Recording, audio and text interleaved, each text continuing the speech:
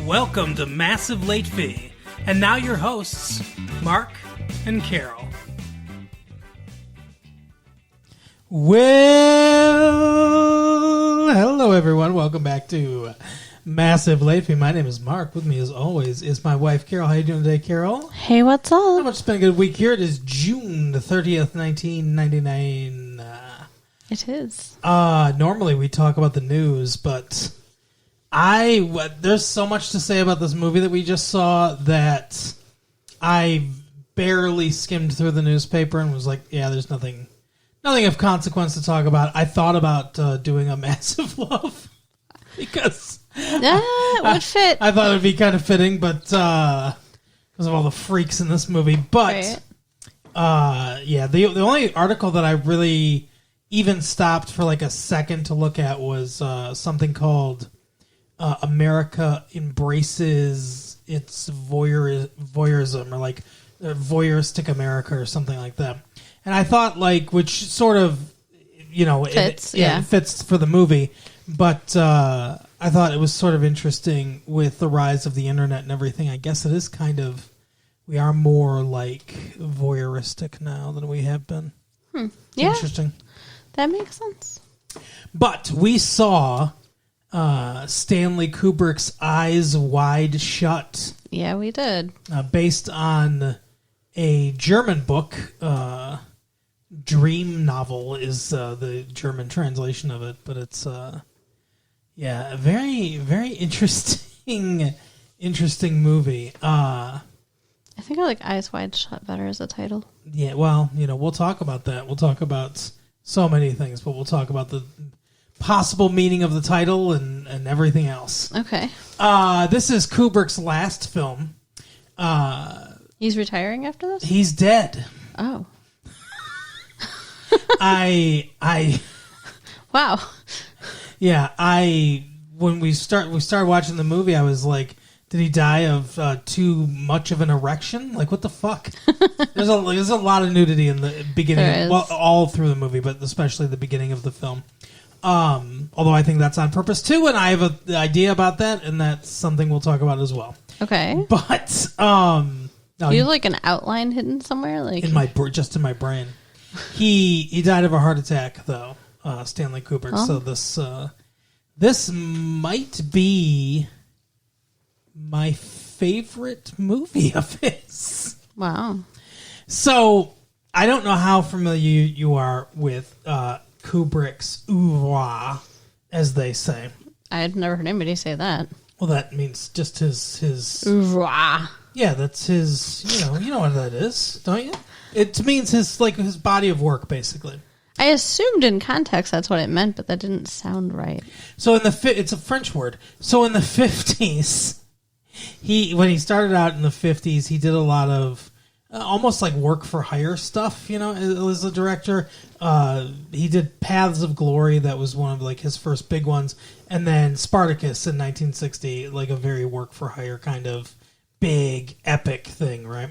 And then from that point on, he kind of did, because he got popular with Spartacus, he sort of was able to do the movies that he wanted. So like he did what did he do? Like 4 movies before Spartacus, and then Spartacus in the 1950s and then 1960. And then since then he's worked sporadically on stuff that he really cares about. So he did Lolita Lolita's really good. in 1962, Dr. Strangelove, 2001: A Space Odyssey, A Clockwork Orange, Barry Lyndon, The Shining, Full Metal Jacket, and this movie, which will be his last movie. Well, I've only seen 4 of the movies that he made, and I liked them all. So, yeah, well, I mean, like, and big gaps, too, especially after the 60s. Like, 68 was Space Odyssey, and then Clockwork Orange, a few years later, but then, like, Barry Lyndon, 75, The Shining, 1980, Full Metal Jacket, 1987, and then this one this year. So this is the first movie he's directed in 12 years. So Kubrick I feel like he's one of the greatest directors of all time, obviously. One of my favorite directors, and I feel like he is a chameleon of sorts as a director. If you look at his filmography, it's it's varied. You've got Doctor Strangelove, a anti-war satirical comedy movie, and then 4 years later, 2001 is like a definitive science fiction masterpiece. Clockwork Orange is it's about ultra violence and that, like, it's a very dirty ground level thing. Barry Lyndon I've actually never seen. Then you get The Shining, which is a horror movie. It's Kubrick taking on horror, and then Full Metal Jacket, his big like war movie, basically Vietnam War picture. I feel like this movie, Eyes Wide Shut, is Stanley Kubrick directing a David Lynch movie. You know how we saw The Lost Highway? Yeah, and it was awful. And but that's what this is like. So this is not awful, but this is like, it's the weirdness and everything. Everything about it reminded me of a David Lynch movie, except for the fact that it was coherent, accessible. Yes, coherent and accessible. Like, directed by somebody. David Lynch is fine or whatever, but directed by somebody with more of a mastery of the art form, I think. Because I thought, I don't know what you thought, but I thought this was fantastic. Like I said, It might be my favorite movie of his. I liked it. I mean, it was very long, but it didn't even feel as long as it was. So. No. And there's a lot of scenes where not a lot happens, really. Like, not a lot on the, not a lot of action happens, but you're like enthralled with every word of dialogue, every look. Well, and all the nakedness helps keep you focused. But yeah, so that was the first thing I thought of, is that this feels very Lynchian. Okay. There's a mystery going on. It's obscure. We're not given easy answers to anything that's going on. There are many interpretations that you could lay on this movie, but it was all like kind of like masterfully done. I don't know exactly how you want to sort of tackle this. I feel like you have a pretty good idea of how you want to tackle this. Not necessarily. I mean, the movie opens with a nude shot of Nicole Kidman, and I think that's very on purpose to prepare us for what's to come.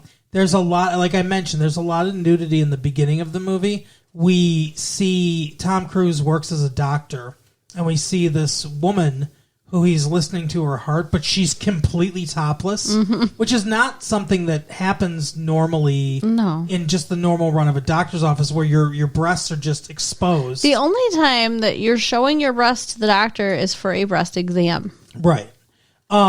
So I believe that all of that is there to desensitize us to the nudity, for two reasons, really: to desensitize us to the nudity, and to highlight that there is sex in every aspect of society.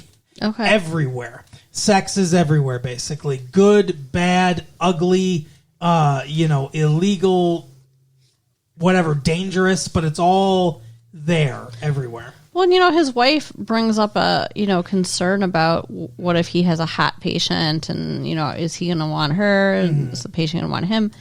And that's directly after seeing the scene where he's got the, boobs on the table. So, right. I don't know.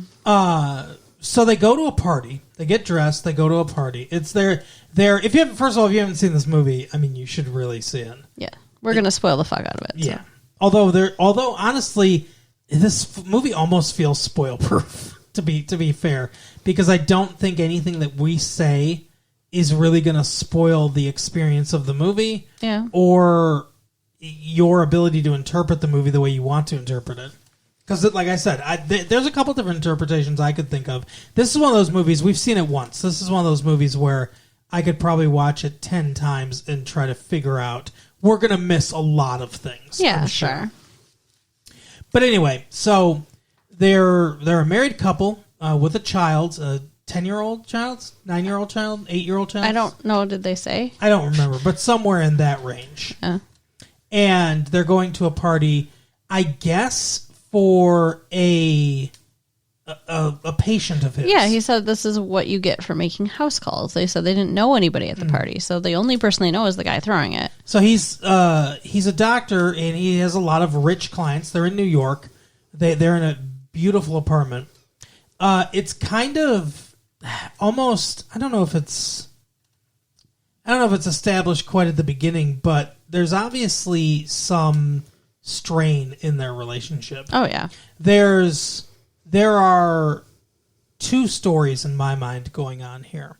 There is the internal story of them and their relationship, and then the external story of all the fucked up things that happens with Tom Cruise. Yeah. But those two things are being juxtaposed with each other. The fucked up things that happen around him while he's worrying about their relationship. And Right. yeah. But, and I guess fueled a lot by what happens, which we'll get to. But they go to this party, and both of them are sort of like, not fully propositioned, but kind of almost accosted by two different parties. One, Nicole Kidman, I guess, is drunk. Her acting in this movie is interesting. She's making some really bold choices. Yeah, well, most of the time that she's on screen, she is just not okay. Chemically altered in some way. Yeah, she's high, she's drunk, she just woke up from a dream. The only time she seems normal is when we see her with her daughter. True, It's the only time that she seems like a normal human being. But she's talking with this man. This man is like, hey, why don't we dance or whatever. She doesn't mention her husband right away at all. She mentions her husband later while they're dancing and everything. He does proposition her to, like, not like...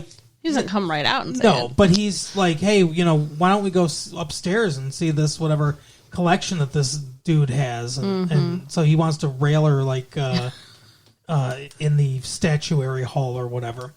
And she resists, basically, and says, no, I should find my husband and everything. I'm drunk and everything. So she doesn't go through with it. Cruz, I don't know their names. Dr. something and Mrs. Dr. something.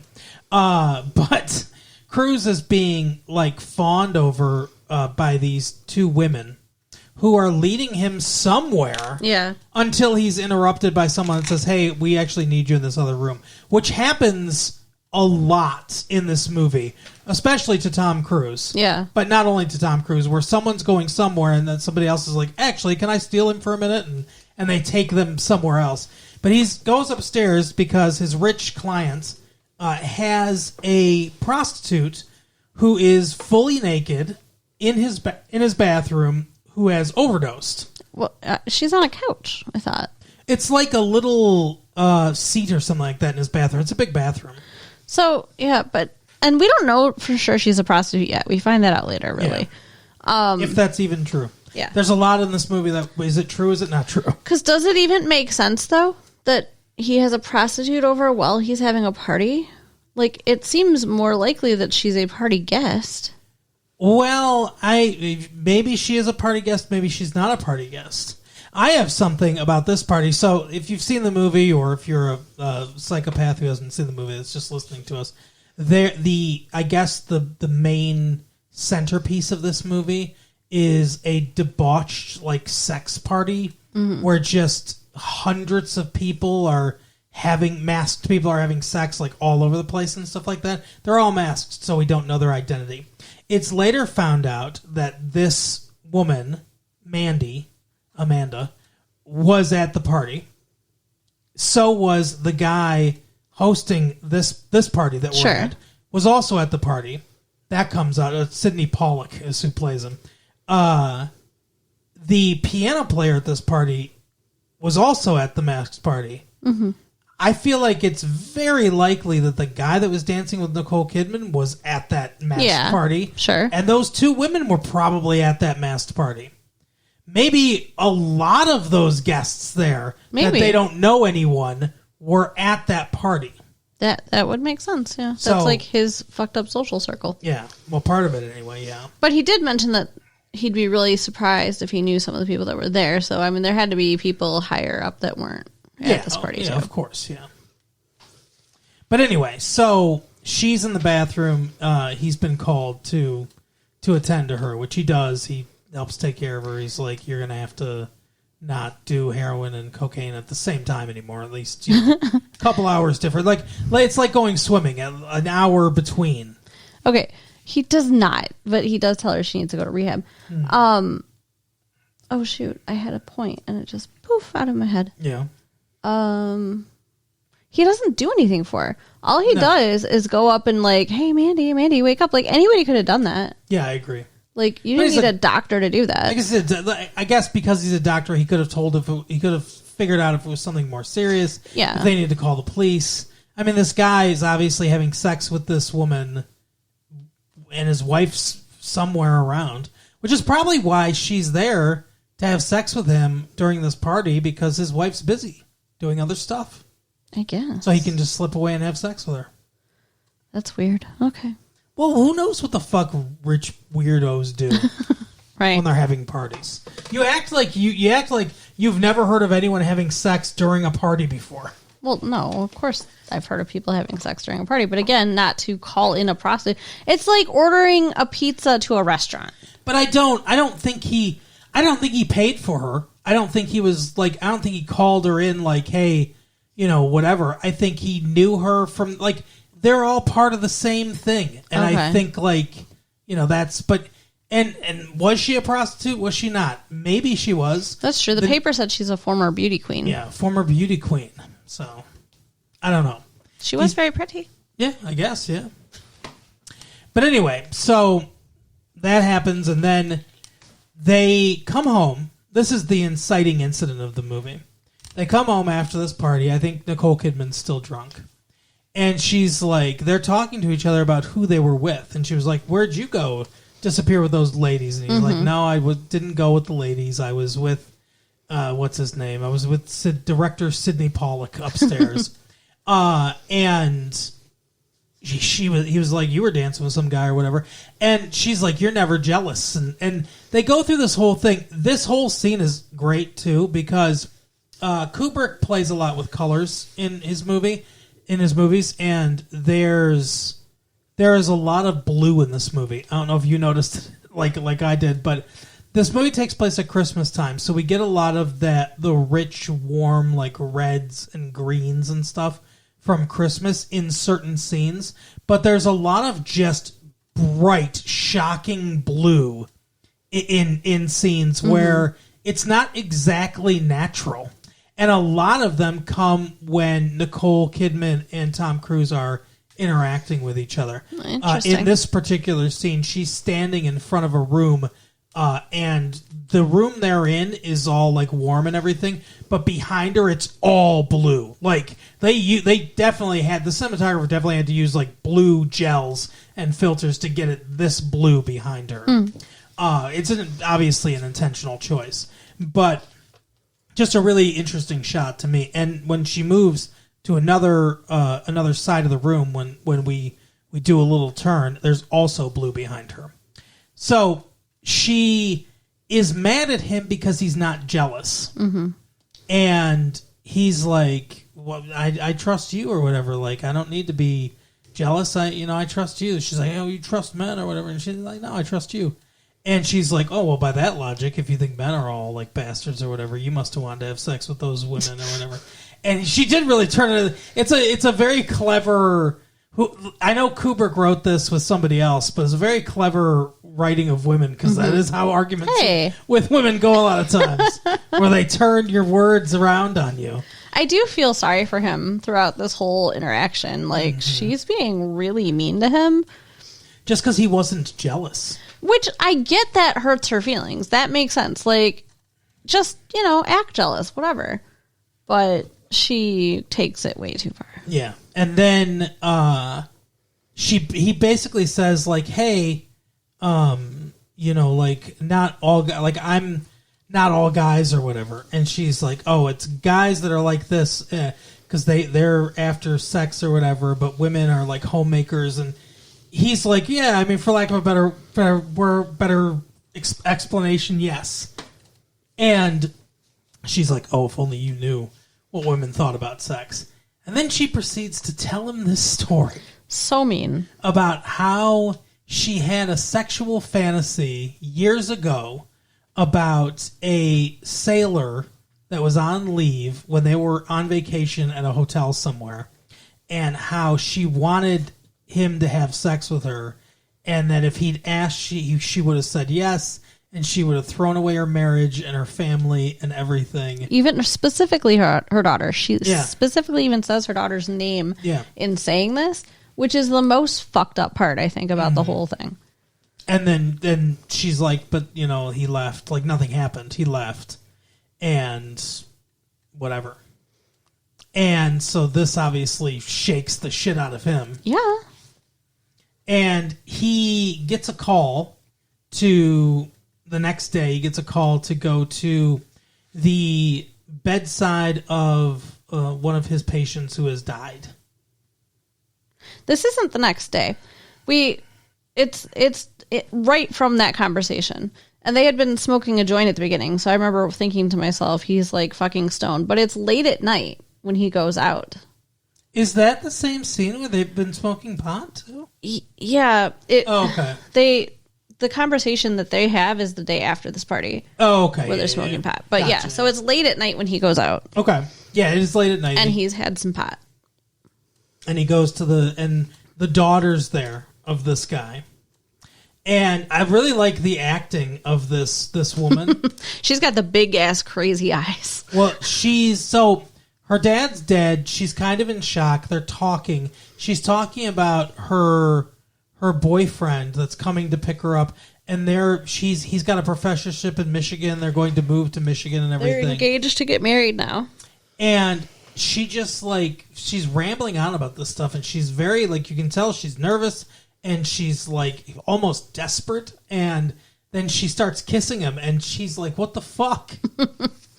But you can see what I love about the way this scene is written, about how this scene's acted. This is very much filmmaking at its finest, because we don't need anything spelled out for us. It's very clear that she's had a crush on him for a long time. Her dad is dead. She knows she's not going to see him anymore because he's not needed anymore. The dad is dead. I didn't even make that connection. And she's moving to Michigan. So she's feeling like she's trying to talk to him about this stuff, but she has all these things she wants to say because she knows she's not going to be able to confess how she feels or anything. She wants to get it out, and it's all fucking desperate. And the actress does so good of a job selling all this anxiety and frustration and wanting to do this and not knowing how to get in here and feeling desperate, this moment is slipping away from me. And she does a really good job of it. And then, like I said, she just kind of throws a Hail Mary and starts kissing him. And then says, I love you. And he's like, we barely know each other. Right. I don't think we've had a real conversation ever. Yeah. His wife never spoke to that other guy. No. And they talked while they were dancing? No. The sailor. Oh, yes. From the story that has him all shook. Well, yeah, it's a very, yeah, exactly. It's a great parallel of those two things, because here is another woman, she doesn't have a child, but willing to throw everything in her life away that has been built up for this guy. See, and that's the thing, women can do a lot in their mind. That I think this movie is highlighting that. It's Nicole Kidman and this woman both had whole relationships with these men who know nothing really about them and haven't even had them on their radar. Yeah, exactly. And I think that this movie's a lot about desire and lust, wanting, stuff like that, for sure. There are definitely things we'll get to and talk about, because I'm kind of replaying the movie in my mind, that I'm I don't know how this fits in, but I'm sure it fits in somehow. I don't think there's any wasted storylines or plot lines in this movie. No, for sure. But yeah, so he's kind of freaked out about this. The boyfriend comes in and he leaves. I mean, essentially, that's the big part of that scene. So then he's wandering around at this party. Guys, we sort of glossed over it.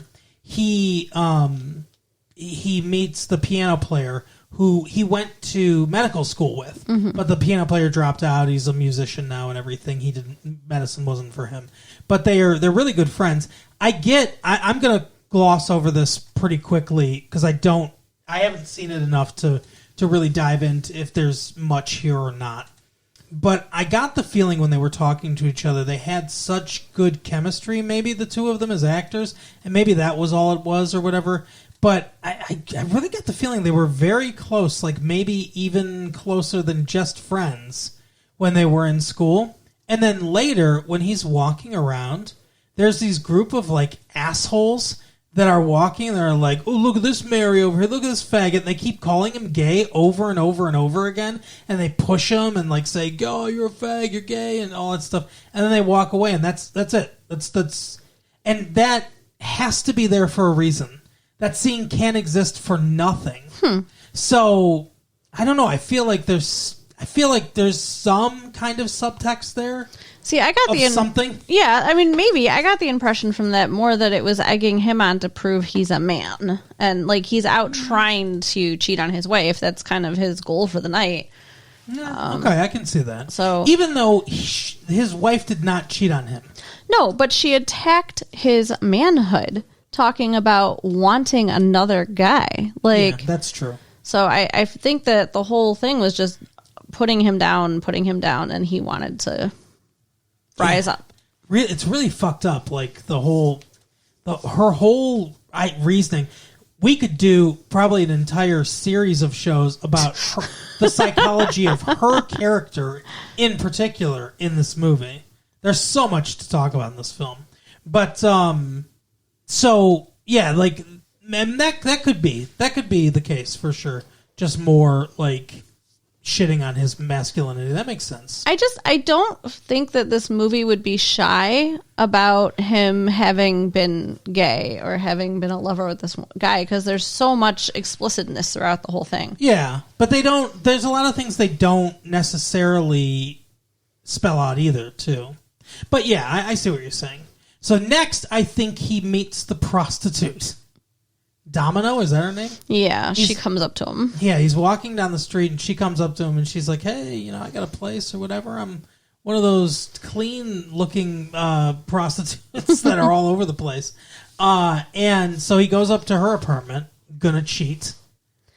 It's so weird. She looked like she stepped out of a 1979 catalog to me. Yeah, like she didn't look like a modern person. No, she did. She looked like she doesn't know what a personal computer or a cellular telephone is. She had like this fuzzy hat that I think my mom had one.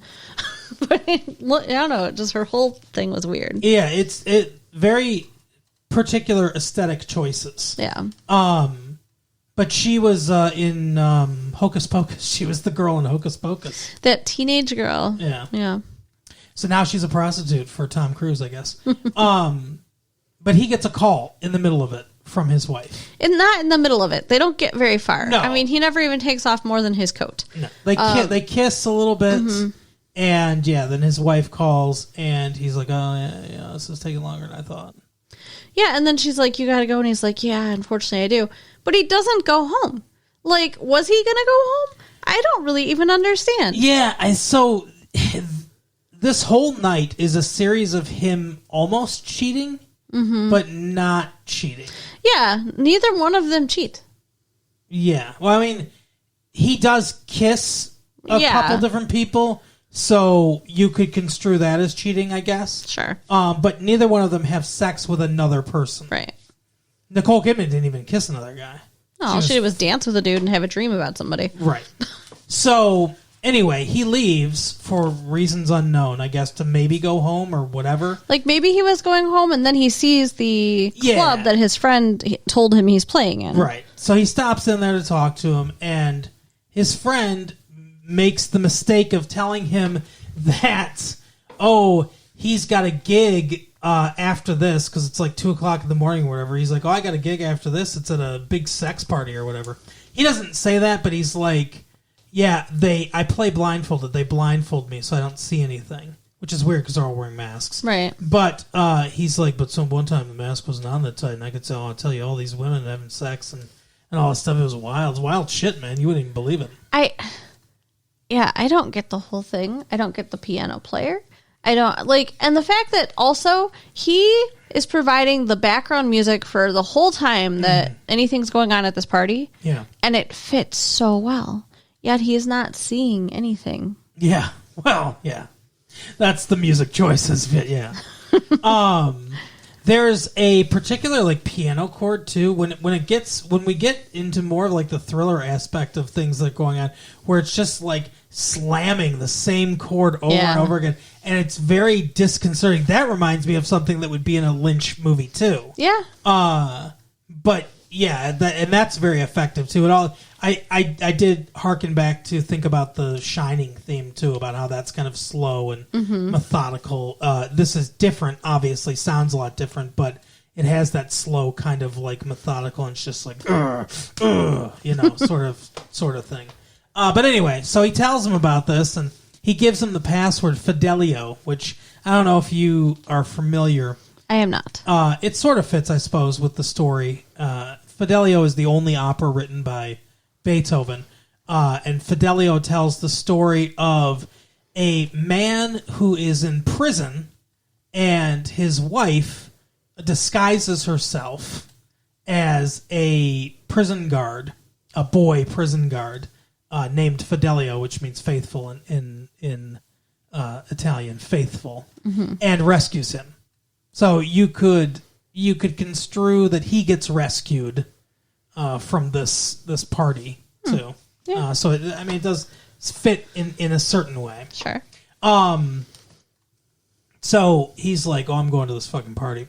But he needs a mask. He needs an outfit and all that stuff. He needs a tux, a mask, and a hooded cape. Yeah. So he goes to a fucking... He used to know the guy that owned it. It's called Rainbow. It's a costume shop. Yeah, and now another guy owns it. But he's like, I'll give you $200 over the fee of renting the costume if you let me in and give me a costume. So again, it is after 2 a.m. It's probably 2:33 in the morning. He's waking this guy up in the middle of the night. And let's backtrack for a moment, okay? The prostitute. Yeah. She charged him $150. He did not sleep with her, and he said, I'm going to pay you anyway. Yeah. Now, good for him. He's at this costume place. Yeah. And he says, I'll pay $200 more. So he's just throwing money at everybody he's encountering. Yeah. He does settle the bill the next day. Yeah, that's because true. When we were watching the movie, I think both of us were like, how much fucking cash does this dude have? But it's weird. But in New York at night. But yeah, he does settle that bill the next day. I'm going to get to this real quick instead of like going bit by bit, because he goes back and returns the outfit and stuff the next day and finds out that the mask is missing that he had. So no one knows where that is. We find out later. But there's a girl. She was in something. I don't remember what. She was in Never Been Kissed. She was the nerdy best friend in Never Been Kissed. Yeah, the nerdy best friend from Never Been Kissed is his daughter. The owner finds out as he's transacting his business with Tom Cruise that 2 Asian men are trying to sleep with her. Yeah. And I think she's 16 in real life. She looks young. They're hiding in the costumes, and the guys are wearing costumes, and everybody's in various stages of undress. It's weird. I mean, I can't even imagine how disturbing that should have been. Yeah. It's like a precursor to what we see later, I guess. Because it's like a mini party. But he locks them in there, and he's like, I'm calling the police. When he comes back the next day, the 2 men are fully dressed, walk out, and she walks out behind them. In her underwear. And he's like, oh, we, Tom Cruise, because Tom Cruise is in everyone's business in this movie, is like, hey, I thought you were going to call the police on them. What the fuck? And he's like, oh, we came into an arrangement. And if you want anything, and he like indicates his daughter, just give me money. Yeah, and the daughter like was flirting with him the night before too. She like was hiding behind him when her dad was yelling, and she whispers something to him before he walks off, which we never hear. I have to assume it was something like, "I'll suck your dick." Right. So really weird. Like, I don't know. It's like and so he's prostituting his daughter out. I mean, this movie takes sex and, like I said, perverts it. Like all the sex in this movie is very twisted and perverted. Yeah. Yeah, it's really weird. So that's that little subplot. So he goes to the party. We enter the party, and it's like, I don't know how many of you are into conspiracy theories and stuff like that, but this is basically like a conspiracy theory orgy in more ways than one. Because as Sidney Pollack tells us later in the movie, this is like a group of very rich, powerful people that all get together, wear masks, and they have lots of sex with all these different women, and just people are switching partners, and just all this fucking weird shit's going on all the time while they're in masks. But presumably they're like presidents, mayors, politicians, rich business owners, like people you'd see on TV and know, actors probably and actresses. Like that's the indication. Sure. Is that they are a lot of very rich, powerful people. Which is why they need the anonymity. Right. And they're doing all this like fucked up shit. So I just like, and it's almost like a ceremony. It's almost like a cult. There's like a high priest dude, and he's like, there are women like standing around and everything. He like bangs his little like what's it called, staff or whatever, and they rise and start going and taking men and everything and stuff like that to begin the ceremony of like all this sex stuff. Do you think that there is anything like this that's happening anywhere currently in this year? Yes. You think so? Yes. You think there are this big too? I don't know, but I mean, like This is hundreds of people. What do they call cults? No, but the Masons. Oh, the Masons, sure. Right? Isn't that the ones? Yeah. That have all the like conspiracy theory about the power and yes. everything. Like, I feel like they probably do shit like this. There's the Masons. There's the Bilderberg like retreat or foundation, which is like they all go to this place in the wilderness or whatever, and it's like presidents have been there and stuff like that and everything, and it's all like, who knows what kind of fucked up shit happens, but like it's, yeah, I mean, I guess I think there's probably something like this that happens somewhere. I don't know, it's really weird. I mean, it's probably not exactly this, but I feel like, yes, rich, powerful people probably do some weird sex shit sometimes. Like, yeah. I think when you have everything you want, you gotta fuck with it. You gotta want more things that you can't have, so they come up with shit like this. That is in the nature of human thought. So he tours around this party, and he continually is being accosted by different people.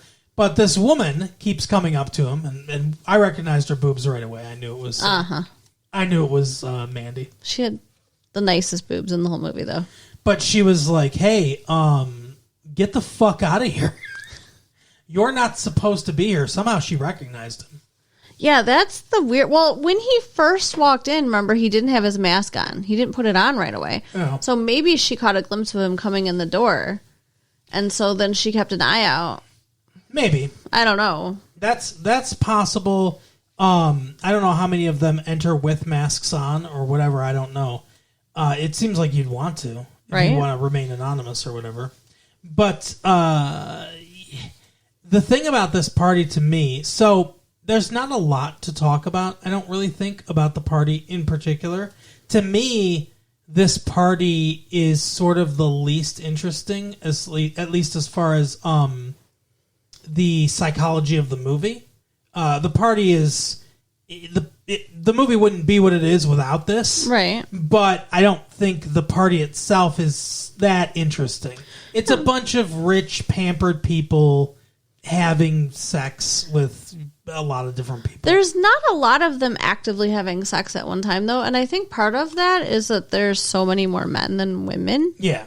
There's a lot of watching. There's a ton of watching. I suspect that a lot of those people don't have any sex. They just watch. Yeah, there's a lot of watching and some passing of the women around and stuff like that or whatever. But the interesting thing to me about this is that everyone is masked. And we see a few different people in a few different kinds of masks. And they come up a few different times.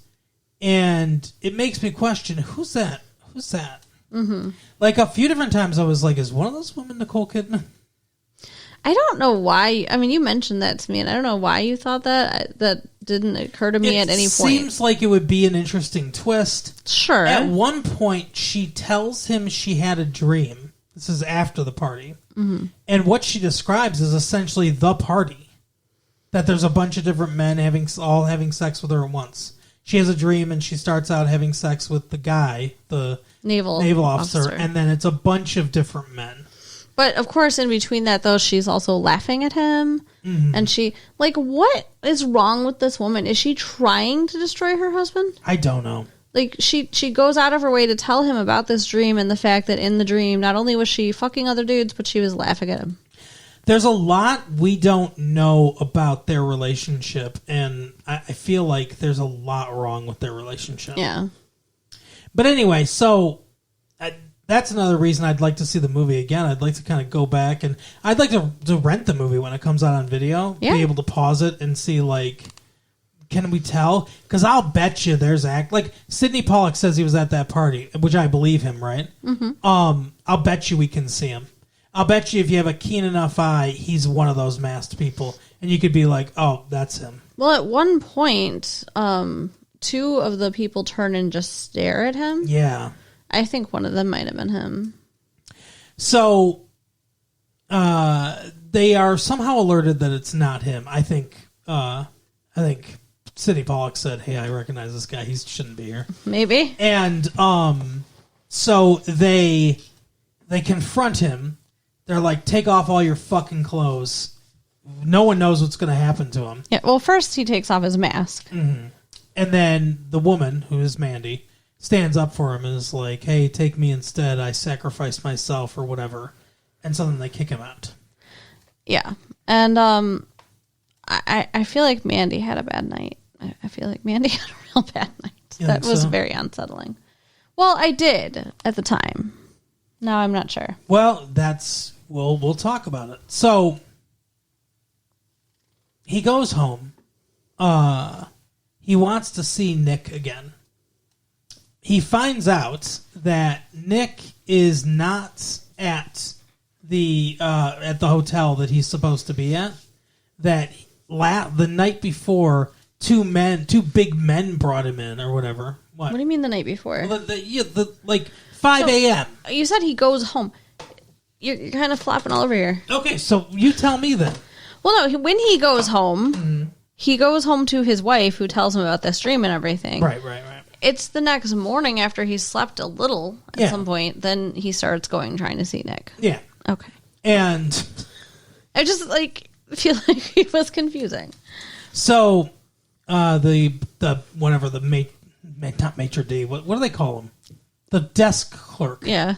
Says that two big men brought Nick in like 5 a.m. in the morning. He had a bruise on his face, and they went up, collected his stuff, and they stuffed him into like a limousine and drove him away. Yep. And so we assume the worst. Also Lynchian, he's walking around at night, like Tom Cruise, retracing his steps, kind of like going through everything he did the night before, and there's someone following him. Oh, first he goes in the light of the day. He goes to the house. Yeah, what an idiot. Yeah, he goes up to the house where the party was. This camera is following him at the gate, and a dude drives up to the gate and hands him an envelope that is nicely printed out with his name already on the envelope. So they were waiting for him. Yeah. saying, stop your inquiries or something bad's going to happen to you and your family, basically. Yeah, they threaten him and his family. So that night, he's like retracing his steps and everything. And there's someone following him, some bald, weird dude who never says anything, just stares at him creepily the whole time he's following him, and then eventually walks away. And like I said, that reminds me of like a David Lynch thing too. So he gets a newspaper, sits down, starts reading it, and sees that Mandy has died From an overdose. Of a drug overdose. He goes to the hospital, sees her body. What was up with that scene? Weird. He like hunches over her face almost like he's going to kiss her. That's what I thought. I thought it was like, it's like The Prince and Sleeping Beauty. Like he was going to kiss her and True Love's kiss was going to bring her back to life or whatever. But he was like upside down from her, like looking at her face upside down. So he was staring at her mouth. I wonder, he could see her mouth in the mask, and I wonder if he was trying to determine if it was her. Oh, I didn't think about that, but that's probably what it was. I didn't even think about that, but that's probably what he was doing. I was thinking that this looks weird. It looks like a kiss. I bet it's filmed this way to look like a kiss, but I'll bet what he's really doing is trying to look to see, is there any bruising? Is there like, did she really kill herself or like overdose? I thought he was trying to like figure that out, but you might be right. He might have been staring at her mouth, trying to determine, is this her? Yeah. I mean, you couldn't tell by the boobs anymore. No. So he visits the prostitute again. She's not there. What was that? Like, is he like, I missed my chance last night, let's try again? I don't know. He brought her food, too. I don't know. Yeah, he brought her like bagels or something like that. Are you thinking you're dating this woman because you're not dating her? It's so weird. He would be one of those creepy guys that like thinks he's dating the prostitute and brings her gifts and shit. Not cool. But but her roommate's there. The roommate's, oh yeah, she told me what a nice guy you were or whatever. Come in. And he starts like making out with her, and then she's like, hey, she's got AIDS. Yeah, she got a call this morning. Everyone got AIDS and shit, like from Showgirls. And he's like, oh, okay, well, I'll see you later then. And he leaves. So he dodged a bullet there. Yeah, I assume that's the point of that. Like, that if he had made the wrong decision and fully cheated on his wife, he could have gotten sick. Yeah. I guess that's the point. I'm not sure. I think so. But anyway, so he gets a call from Sidney Pollack, and Sidney Pollack's like, hey, come on over to my house. And he sort of lays the whole thing out. I know you were there. I was there. Everyone at the party was there. And he's like, listen, that dude, that asshole Nick, I vouched for him, and he brought you in when he shouldn't have opened his mouth and everything. And Tom Cruise is like, it wasn't Nick's fault, it was my fault, whatever. It's like, it's kind of Nick's fault, though, too, because, like, if you're being called to be a musician for a secret sex party, probably keep your fucking mouth shut about that shit. Yeah. I mean, Nick really shouldn't have said anything. So he's like, yeah, Nick's dead, right, or whatever. And Sidney Pollack's like, look, they put him on a plane back to Seattle, because he had mentioned that his family's in Seattle. He's probably fucking Mrs. Nick right now or whatever. And then he says the whole thing that happened where Mandy sacrificed herself or whatever was all a performance to scare the fuck out of you, so you wouldn't talk and all that stuff. She overdosed. It was a coincidence, basically. You had told her, she was going to overdose and everything if she kept it up, and that nothing happened to her that didn't happen to her, and a bunch of other nights where like she, we all had sex with her basically. And he says she's a prostitute at that point. So we are left to wonder what is true and what do we believe. I wonder if all the women at that party are prostitutes. I mean, I would think so, yeah. Okay, sorry. Just high-priced call girls. Yeah. So we're left wondering what to believe. I don't think they killed Nick.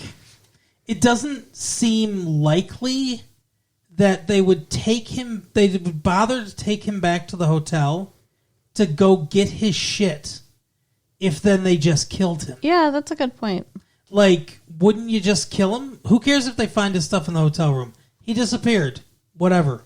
Right. Why go where other people are going to see you, where you're going to have witnesses and stuff, if you're going to kill him? It doesn't make any sense.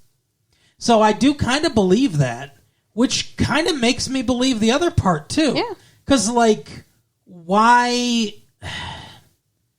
I don't know. Like, it doesn't seem so much like... Tim, and maybe this is the cynic in me.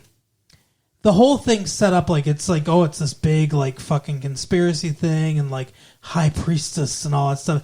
To me, that's all just artifice bullshit. It's all a performance. Mm-hmm. Like, the whole thing's a fucking performance.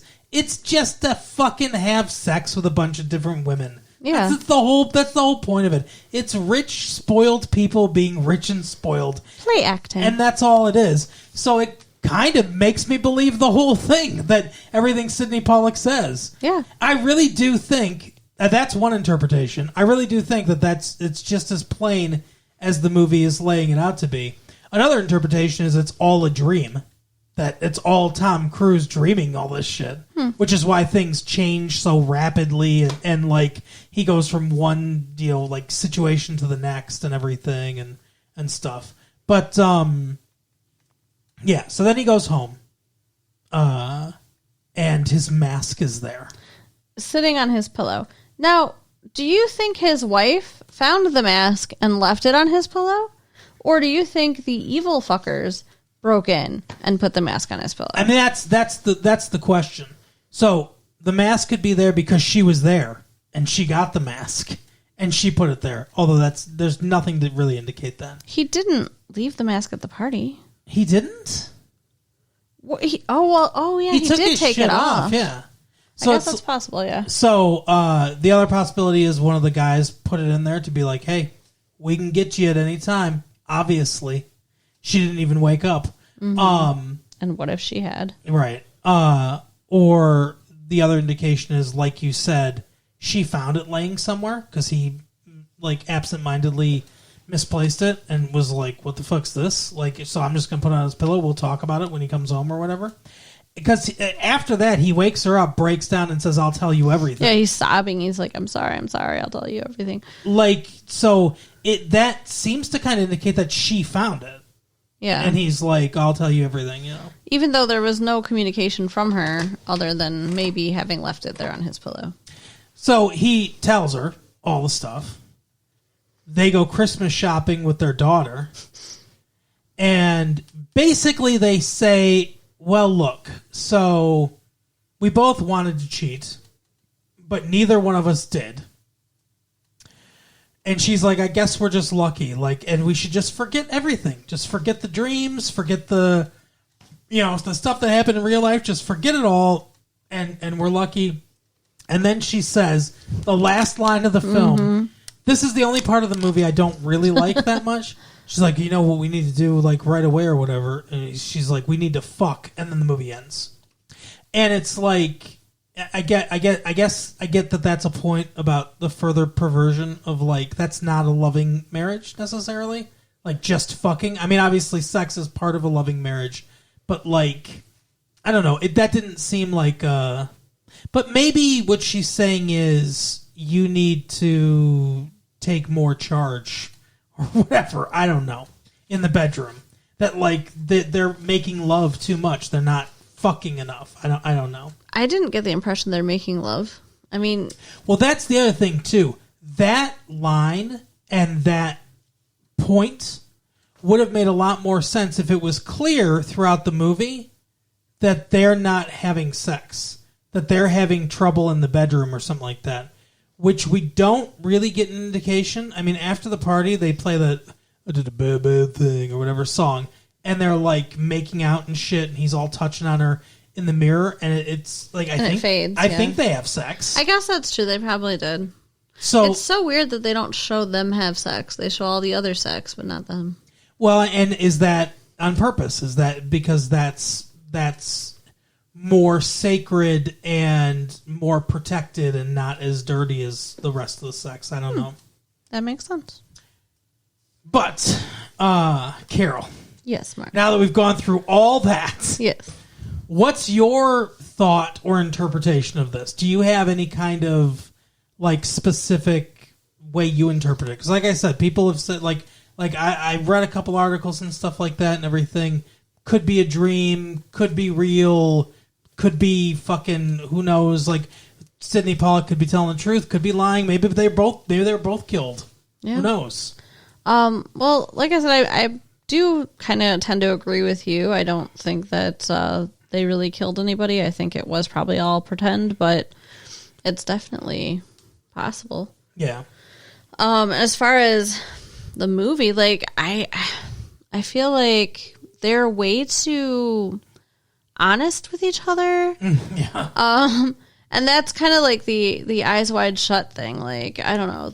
I feel like they're a little too open, but also deceitful. It's a weird contradiction. Yeah, I feel like I think that describes their marriage. I think Eyes Wide Shut describes their marriage. Mm-hmm. Like they're seeing without seeing. Yeah. And I think that's kind of what the meaning is. I did say I had an idea about that, but yeah, I think that's what it is. I mean, I love movies like this. Just very interesting and full of ideas, and not everything is completely spelled out. There is a lot left open for interpretation. Oh yeah. But I mean, I would recommend it. I would say go see it. I will probably see it again. I liked it a lot. Yeah, I definitely see it again, see it a couple more times. But that is the episode for the week. Carol, tell people where they can find their own sex orgy. Oh, gosh, not here. You can write us at latefee1994 at AOL.com. Mm-hmm. Check out our website at www.retrolatefee.com. Put on your masks. Share the tapes with your friends. All right, we'll see you next time. Bye. Bye.